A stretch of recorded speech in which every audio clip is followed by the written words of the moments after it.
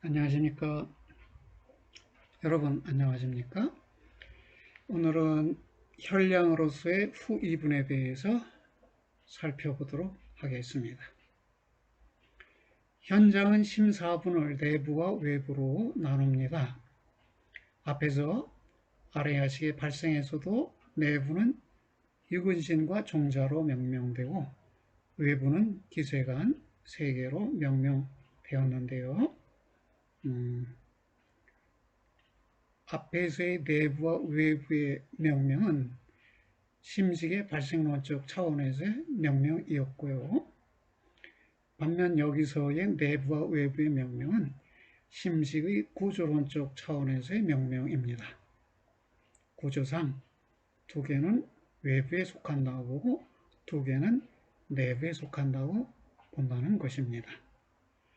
현장은 상분과 견분은 외부이고 외부에 속한 것이고 또는 외부적인 것이고, 왜냐하면 상부는 외적인 것이다 이렇게 말할 수 있는데 견부는 역시 외적인 것을 인식하니까요. 2가지를 다 외부라고 표현했어요. 이때 내부 외부의 표현은 그 세간에서 하는 표현을 따라서 한 것이고요. 그 유식이 의거하면 상분도 견분도 모두 마음 내부, 식 내부, 심식 내부에 있는 것이죠. 다만 이 편의를 위해서 그 세상 사람, 세간 사람들이 하는 언어적 표현을 사용하고 있는 것입니다. 자정분과 증자정분은 내부라고 합니다. 이러한 내부와 외부의 구분은 신분이 항상 혈량인가의 여부에 따른, 즉 항상 직접적 지각 내지 직접적인 지인가에 따른 심4분의 분류입니다. 현장은 심4분 사이의 상호인식 관계를 혈량과 유비량, 오류량 이런 측면에서 다음과 같이 설명합니다. 이 4분 중에서 앞에 2분은 외부이고 뒤에 2분은 내부이다. 처음에 상분은 오직 소연이고 뒤에 3분은 소연과 능연에 모두 통한다.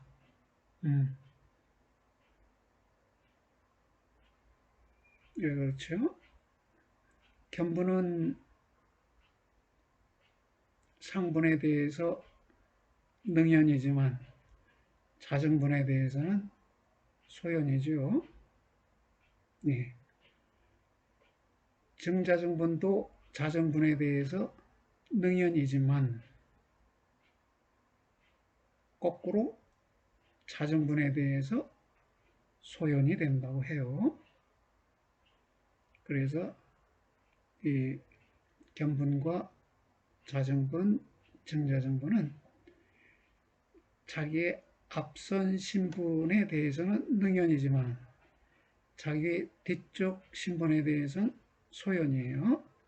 거기에 덧붙여서 증자정분은 자기 앞쪽에 있는 자정분에 대해서 소연이 됩니다. 왜 그러한지는 아래에서 나중에 살펴보도록 하겠습니다.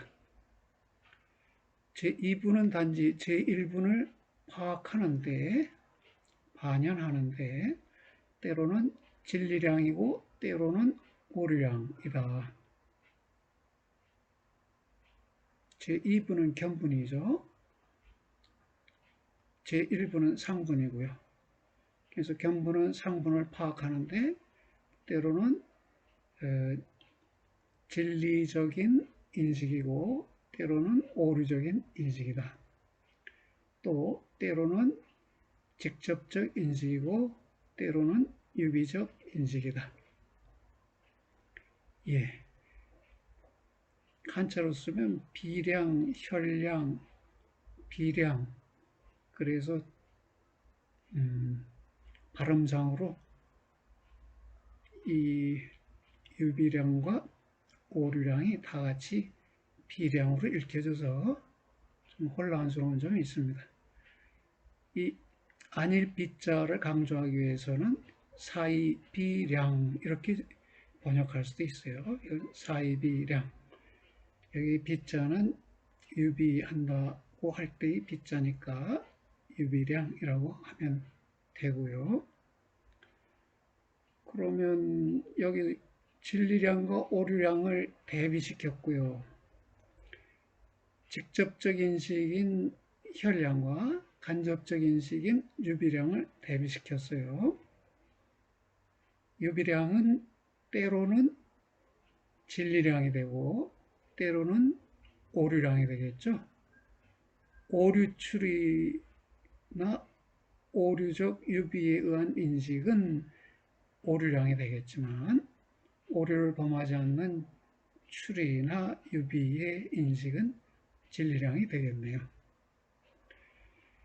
제3분은 제2분과 제4분을 파악한다. 그러나요? 제3분, 자정분이죠. 자정분은 제2분인 견본과 제4분, 증자정분을 파악해요. 자정분은 자기 앞쪽 신분인 견본, 자기 뒤쪽 신분인 증자정분을 모두 파악합니다. 왜 그런 관계가 성립하는가도 나중에 살펴볼 것입니다. 증자정분은 오직 제3분만을 파악하고 제2분을 파악하지는 않는데, 즉 자정분만을 파악하고 견본을 파악하지는 않는데 이는 쓸모가 없기 때문이다. 왜 쓸모가 없죠? 제3분이 제2분을 이미 파악하고 있죠. 그렇다면 제3분을 파악하면 3분이 이미 파악한 제2분도 파악하는 셈이죠. 그래서 구태여 2분을 별도로 파악할 필요가 없다는 것입니다. 제3분과 제4분은 모두 혈량에 포섭됩니다. 따라서 심과 심소는 4분이 합성된 것이고 소연과 능연을 소연, 객관과 능연, 주관을 갖추고 있으므로 무한 소급의 과가 없다. 증자정분이 염려됐었는데요. 증자정분이 자정분의 소연이 되고 또 자정분을 능연한다고 해서 스스로 소연과 능연 두 측면을 갖췄어요. 증자정분 뒤쪽에 제5의 신분이 필요하지는 않다는 것입니다. 제5의 신분이 필요하다면 또 제6의 신분도 필요해서 무한 소급의 과오 내지 오류가 생겨나겠죠. 심4분은 다 있는 것도 아니고 분리되어 있는 것도 아니므로 한자로 비즉 비리 그러는데요. 접속되어 있는 것도 아니고 분리되어 있는 것도 아니므로 유식의 이치가 성립한다. 유식이라는 것은 오직 식, 오직 심식이라는 거잖아요. 심식 안에 심사분이 모두 포함되어 있어서 그리고 심식 밖에는 아무것도 없어서 유식이라는 이치가 성립한다는 것입니다.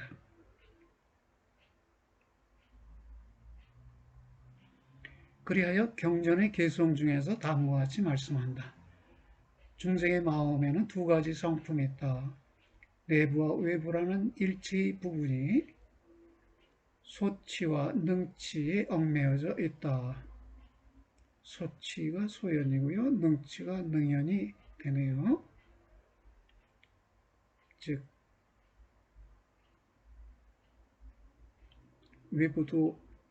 외부가 상분과 견분이잖아요. 이때 상분이 소치가 되고 견분이 능치가 되고 또 내부는 자정분과 증자정분인데 서로 소연과 능연, 소치와 능치가 되니까요.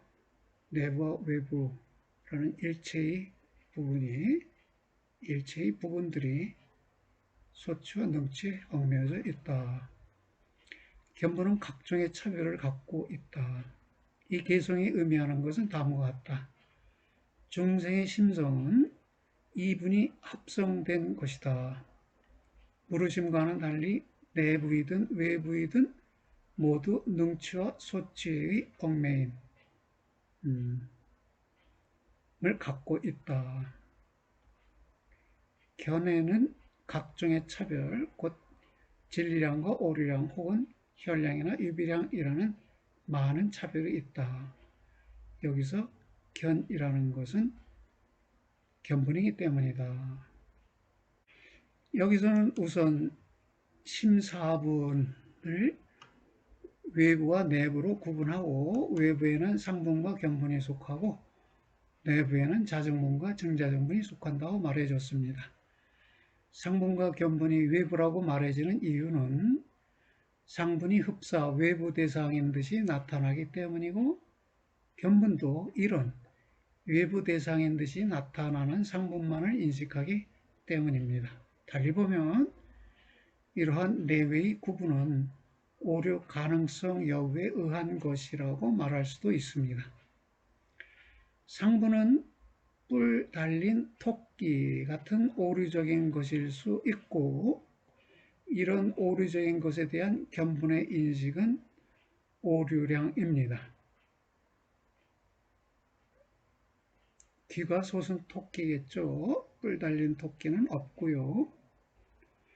이런 점에서 상분과 견본을 모두 외부로 분류함이 가능하다.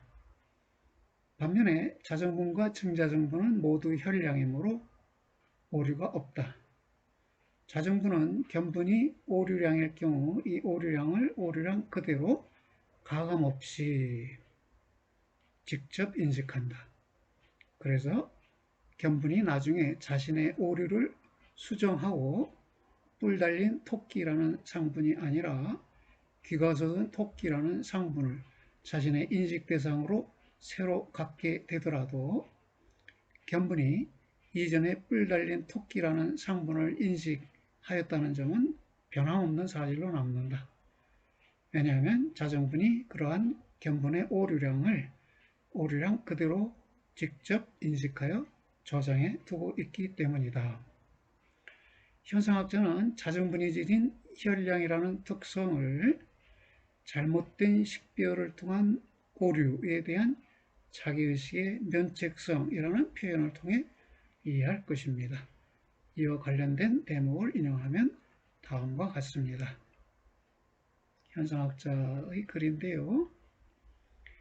만약 내가 배고프다고 느끼거나 나의 친구를 본다면 나는 그 경험의 주체가 누구인지, 즉 내가 느끼고 내가 본다는 점에 대해 잘못을 범할 수가 없다. 비록 내가 배고픔, 아마도 그것은 갈증일 수 있다. 나의 친구, 아마도 내 친구의 쌍둥이일 수 있다. 혹은 내가 현실적으로 보고 있는지 여부, 아마도 나는 착각을 일으키고 있을 수 있다. 이런 점에서 잘못을 범하고 있다고 할지라도 누가 착각을 범하느냐? 누가 느끼고 있느냐? 누가 보고 있느냐? 내가 보고 있다는 점을 알아차리는 것에 있어서는 오류를 범할 수 없다는 것입니다. 비트겐슈타인 등이 지적하듯이 내가 바로 배고프다고 느끼는 사람이라는 것을 내가 확신하는지를 묻는 것은 무의미하다. 그렇죠? 확신하느냐고 묻건 안 묻건 확신하고 있죠. 누가 느끼느냐? 내가 느낀다는 것은 그것은 이리저리 따져보기 이전에 자명하게 성립하는 사실이라 내가 느낀다고 확신하느냐? 이렇게 묻는 것은 무의미하다는 것입니다.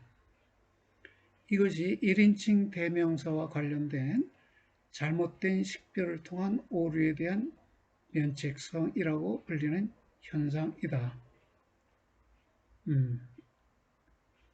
잘못된 식별을 통한 오류에 대한 면책성이라는 생각에 대해서 현상학자가 덧붙이는 것은 어떤 경험이 나의 것으로 경험되는가의 여부는 그 경험과 떨어진 어떤 것에 의존하지 않고 바로 경험의 구조에 속하는 선반성적 소에 의존한다는 것이다.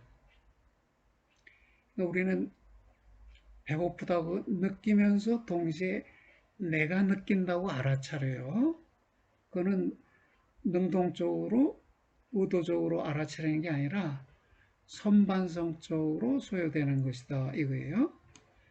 반성의 선행에서 소요, 주어지는, 소요라는 것은 주어지다, 주어진 것이라는 말인데요. 기분리스라고 번역하고 데이터라는 용어도 주어진 것, 소요라는 의미예요. 우리가 번역 없이 데이터 이런 말을 쓰고 있는데 데이터의 의미가 주어진 것, 소요라는 의미입니다. 그다음 내가 배고프다고 느낄 때 내가 배고프다고 느낀다는 그 사실이 내게 저절로 선반성적으로 주어진다는 것이에요. 자기에게 의식된다는 것이에요. 자기에게 증명된다는 것이에요. 견부는 오류적 식별을 할 수 있다. 자정부는 견분의 오류적 식별을 있는 그대로 자기의 식별로 알아차리는 것이고 이런 의미에서 자정부는 의식, 곧 오류적 식별에 대한 의식, 곧 자기의식이다. 자정분이 견분의 오류적 식별을 있는 그대로 자기의 것으로 알아차리는 것은 오류량이 아니라 현량입니다. 직접적 인식입니다. 따라서 그리고 진리량입니다. 따라서 자정분은 견분의 오류에 대해서 면책됩니다. 견분이 자신의 이전의 인식이 오류임을 알 수 있는 것은 바로 자정분이 견분이 범한 이전의 오류적 식별을 있는 그대로 자기의 것으로 저장하고 있기 때문입니다. 자정분의 저장 내용의 덕분으로 견분은 나중에 자신의 이전의 오류적 식별을 기억해내고 교정할 수 있습니다. 심사분의 상호 인식 관계에 대해서 현장은 뒤쪽의 신분이 앞쪽의 신분을 인식하지만 제3자정분은 앞쪽의 신분만이 아니라 뒤쪽의 신분도 인식한다고, 즉 정자정분도 인식한다고, 그리하여 제3자정분과 제4정자정분은 상호인식적 관계에 서로가 서로를 인식하는 관계에 있다고 말합니다. 현장은 이런 상호인식으로 인해 신분의 무한 소급의 오류가 없다고 주장합니다. 혹자는 자정분이 다시 정지될 필요가 없는 신분이어서 정치의 무한 소급이 이루어지지 않고 따라서 정자정분이 필요하지 않다고 주장합니다. 다수의 유식학자들이 그런 견해를 취하고 있습니다. 그런데 이럴 경우에는 신분의 구조의 토대를 두고 불교의 수행법을 설명하기가 어렵게 됩니다. 필자가 보기에 불교적 수행이란 관조적 반성의 활성화이고 이러한 관조적 반성의 신분은 견본이나 자정분이 아니라 정자정분으로 여겨지기 때문입니다.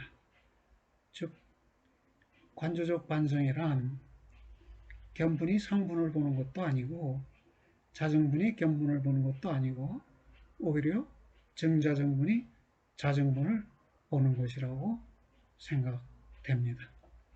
왜 그렇게 생각하는지도 뒤쪽에서 설명드릴 것입니다. 이 점 뒤에서 다시 살펴보기로 하겠습니다. 다음 시간에는 정자정분의 성격 규정, 관조적 반성으로서의 정자정분에 대해서 살펴보겠습니다. 여기 보니까 불교의 직관이라는 개념이 등장해서 증자정분이 직관 수행에서 어떤 역할을 하는지를 알아볼 수 있겠습니다. 예, 여러분들 오늘도 수고하셨습니다. 안녕히 계십시오.